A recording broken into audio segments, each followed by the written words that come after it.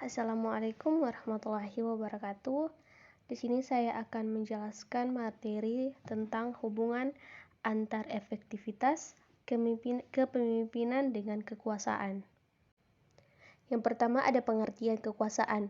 Pada dasarnya, kekuasaan dapat diartikan sebagai suatu kemampuan yang dimiliki oleh individu atau kelompok untuk mempengaruhi orang lain.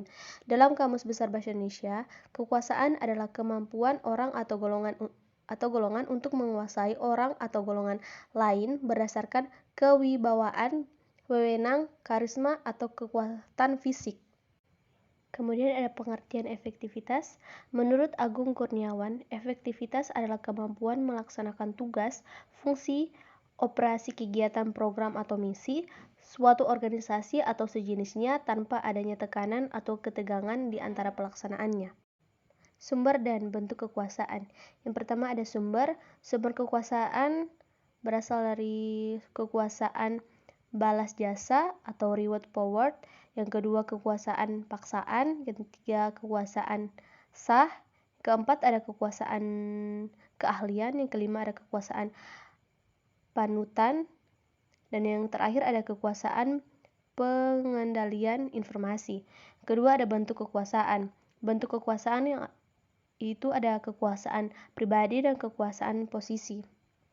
Taksonomi kekuasaan French dan Raven. Taksonomi kekuasaan French dan Raven adalah kerangka kerja yang dikembangkan oleh psikologi sosial John French dan Bertrand Raven pada tahun 1959.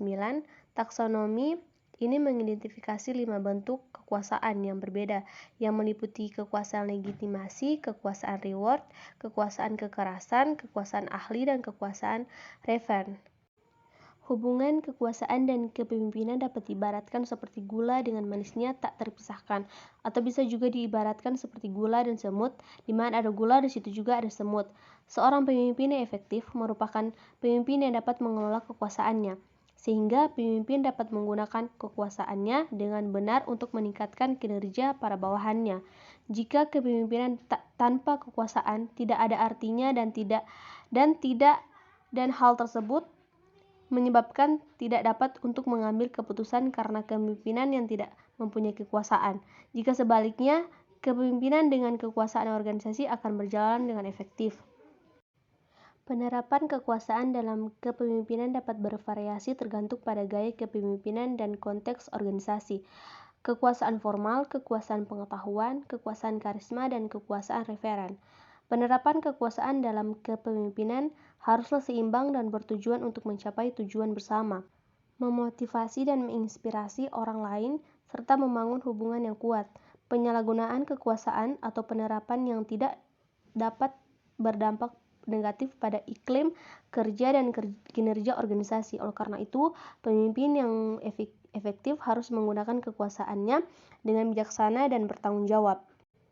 Sekian dan terima kasih. Wassalamualaikum warahmatullahi wabarakatuh.